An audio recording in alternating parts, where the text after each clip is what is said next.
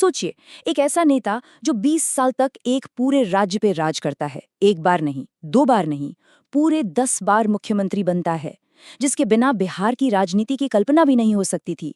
और फिर अचानक एक दिन वो बस इस्तीफा दे देता है। न कोई चुनाव में हार, न कोई बड़ा विवाद, न कोई स्कैंडल, बस कुर्सी छोड़ दी। तो सवाल उठता है कि आखिर चल क्या रहा है? क्या उन्हें हटाया गया? क्या उनकी सेहत ठीक नहीं है? या फिर ये राजनीति का कोई बहुत बड़ा दांव है? चलिए समझते हैं नीतीश कुमार के इस्तीफे की पूरी कहानी। लेकिन ये समझने के लिए कि ये इतनी बड़ी खबर क्यों है, पहले हमें नीतीश कुमार को समझना होगा। आखिर है कौन ये शख्स? जरा 2005 से पहले वाले बिहार को याद कीजिए।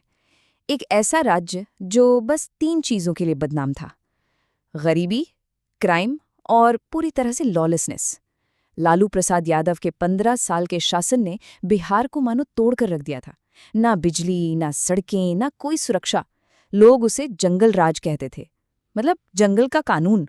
और फिर एंट्री होती है नीतीश कुमार की, और कुछ ही सालों में उन्होंने तस्वीर बदल दी। सड़कें बनवाईं, स्कूल खोले, लड़कियों के लिए मुफ्त शिक्षा दी, महिलाओं और गरीबों के लिए वेलफेयर स्कीम्स शुरू की, और तो और पूरे राज्य में शराब पर पाबंदी लगा दी। इसी वजह से तो लोगों ने उन्हें नाम दिया सुशासन बाबू, यानी मिस्टर गुड गवर्नेंस। देखते ही देखते वो भारत के सबसे सम्मानित रीजनल लीडर्स में से एक बन गए। और वो बस जीते गए, चुनाव के बाद चुनाव। 20 साल, 10 बार मुख्यमंत्री। ये सिर्फ एक रिकॉर्ड नहीं है, ये एक पूरी लेगेसी है। इसीलिए जब ऐसा कद्दावर नेता अपनी कुर्सी छोड़ता है तो पूरे देश की नजरें उस पर टिक जाती हैं। तो अब आते हैं सबसे बड़े सवाल पर, उन्होंने इस्तीफा दिया क्यों? चलिए अब पर्दे के पीछे की असली कहानी जानते हैं। अच्छा, तो जो ऑफिशियल कहानी है वो ये है कि नीतीश कुमार राज्यसभा जा रहे हैं, यानी संसद के अपर हाउस में। उन्होंने खुद कहा, और मैं उनके ही शब्दों में बता रहा हूं, कि बिहार के विधानमंडल के दोनों सदनों और संसद के दोनों सदनों में सेवा करना मेरा सपना था। वो सपना अब पूरा हो गया है। सुनने में तो काफी अच्छा लगता है ना? लेकिन असली कहानी कुछ और ही है। इस इस्तीफे के पीछे एक नहीं बल्कि 3 असली वजह हैं, और इनमें से कोई भी वजह खुलकर सामने नहीं बताई जा रही। सबसे पहली वजह है उनकी सेहत। नीतीश कुमार 75 साल के हो चुके हैं। पिछले कुछ महीनों में पब्लिक इवेंट्स के कई वीडियो वायरल हुए, और सच कहें तो लोग उन्हें देखकर चौंक गए। वो काफी कंफ्यूज्ड, थके हुए और कभी-कभी तो खोए खोए से दिखे। उनकी अपनी ही पार्टी जेडीयू के अंदर के लोगों ने मीडिया को बताया कि सीएम साहब की तबीयत ठीक नहीं है। असल में तो ब्यूरोक्रेसी ही बिहार चला रही है। दूसरी वजह है बीजेपी का मास्टर प्लान। देखिए, बिहार असेंबली में बीजेपी के पास 89 एमएलएज हैं, जो नीतीश कुमार की पार्टी जेडीयू से ज्यादा हैं। फिर भी सीएम नीतीश कुमार थे। क्यों? क्योंकि ओबीसी, महिलाओं और पिछड़े तबकों में उनका जबरदस्त वोटर बेस है। लेकिन बीजेपी कई सालों से इंतजार कर रही थी। वो बिहार में अपना मुख्यमंत्री बनाना चाहते हैं, इतिहास में पहली बार। और अब उन्हें लग रहा है कि सही मौका है, तो वो नीतीश जी को सम्मान के साथ राज्यसभा भेजकर रिटायर कर रहे हैं, ताकि वो आखिरकार बिहार में अपना झंडा गाड़ सकें। और अब आता है सबसे बड़ा, सबसे ड्रामेटिक ट्विस्ट। कहा जा रहा है कि नीतीश कुमार के बेटे निशांत कुमार को पॉलिटिक्स में एक बड़ी भूमिका दी जा सकती है, शायद डिप्टी सीएम की।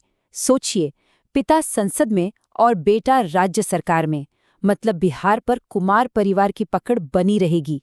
ये कोई इत्तेफाक नहीं है, ये तो सबके सामने एक पॉलिटिकल डायनेस्टी बनाई जा रही है। और जरा देखिए कि ये सब हुआ कितनी तेजी से। 3 मार्च को खबर आती है कि नीतीश राज्यसभा जाएंगे। सिर्फ 2 दिन बाद 5 मार्च को वो होम मिनिस्टर अमित शाह के साथ अपना नॉमिनेशन फाइल करते हैं, जो कि एक बहुत बड़ा पॉलिटिकल सिग्नल था। 16 मार्च तक नीतीश जी ऑफिशियली राज्यसभा के लिए चुन लिए जाते हैं। 10 अप्रैल को शपथ भी ले लेते हैं, और उसके ठीक 2 दिन बाद 12 अप्रैल को वो पटना लौटते हैं और सीएम पद से अपना इस्तीफा दे देते हैं। और अब वो सवाल जो इस वक्त बिहार का हर शख्स और देश का हर पॉलिटिकल एनालिस्ट पूछ रहा है, बिहार का अगला सीएम कौन होगा? चलिए देखते हैं कि इस रेस में कौन-कौन शामिल है। इस रेस में 4 नाम सबसे आगे चल रहे हैं। डिप्टी सीएम सम्राट चौधरी, जो फ्रंट रनर माने जा रहे हैं। फिर हैं केंद्रीय मंत्री नित्यानंद राय, इंडस्ट्री मिनिस्टर दिलीप जायसवाल और नीतीश कुमार के करीबी विजय कुमार चौधरी। बीजेपी की स्ट्रैटेजी बिल्कुल साफ है। उन्हें सीएम के लिए एक ओबीसी या ईबीसी चेहरा चाहिए, क्यों? ताकि नीतीश कुमार का वो वोटर बेस जिसे उन्होंने 20 साल में बनाया है वो उनसे छिटक ना जाए। अगर बीजेपी यहाँ कोई गलती करती है तो वो अगले चुनाव में बिहार को गंवाने का रिस्क लेगी। बीजेपी का अगला कदम ही बिहार की सियासत का भविष्य तय करेगा। तो चलिए इन सारी बातों को एक साथ जोड़कर देखते हैं।